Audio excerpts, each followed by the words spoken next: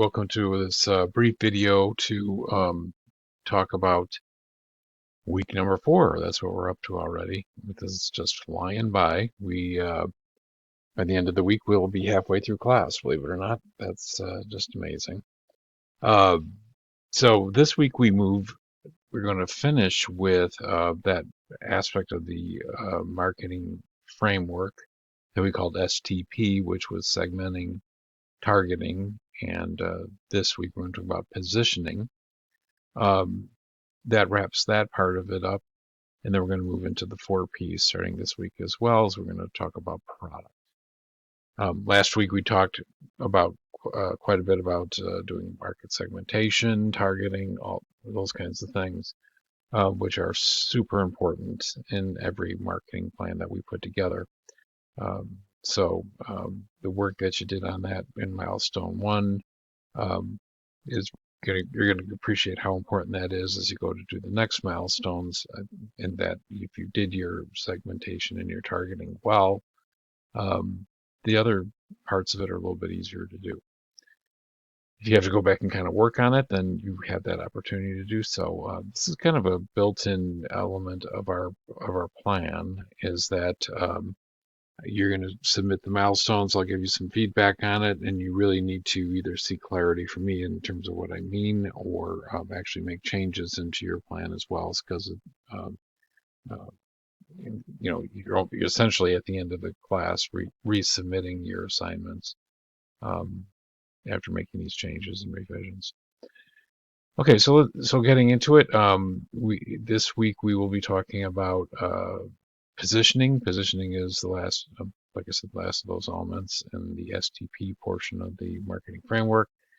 Positioning is kind of the culmination of what you've been doing up to this point, and that is, positioning is essentially where, and this is the important part, where the marketplace perceives you to be in relationship to your competition and other alternatives for your product or your service, and that's where you're positioned. And you're going to write a positioning statement in your milestone 2 for the guacamole product, and it's a good exercise to do. It kind of brings it all together. Then we are going to dive into products, and we're going to talk about what is a product. I know that seems kind of like, well, that's sort of basic, but there are differences in the different types of products. And first off, when we think about products, we think about goods, hard goods, and things like that, and services, which are different, but yet they're still a product. And then we'll talk briefly about managing a product line. There's a lot more to it than what I kind of delve into there, but gives you kind of a rough feel for the basic considerations on managing product lines within your organization.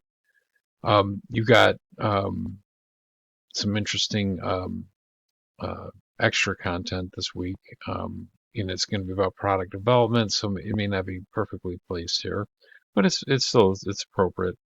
And we're going to talk about the future of product development in this video here. Is model-based. It's really kind of an interesting concept. I think it's definitely happening, so it's something you want to pay very close attention to. And then there's a writer who does a nice job of kind of summarizing the product development trends that are going on, and the ones that are in there are very appropriate. So I definitely strongly encourage you to read those, especially in that second one in the article itself, because you're going to use that ultimately in our discussion post this week, which we're going to be talking about which one of those product developments trends that the person is talking about kind of resonate with you, and you give a real example of a company where you think you've seen that happening and might be applying it. Again, these are really, really important for you guys to know about. So get that post out there by Thursday, so that your classmates have an opportunity to respond to it by next Sunday. All right. So that's this week, and then I glossed right over it. You're going to be writing your next milestone 2. I'm going to get that information out there real early this week for you to take a look at. You don't have quite the same amount of research that you really need to do for this one as you did for last week's, but you still want to do a little research because you want to make a connection between the product that you're offering and what your target market's needs and wants are, which you have some idea of after having done the research from last week. Okay, so if there's any questions about it, please let me know. Best of luck this week, and I look forward to seeing your progress.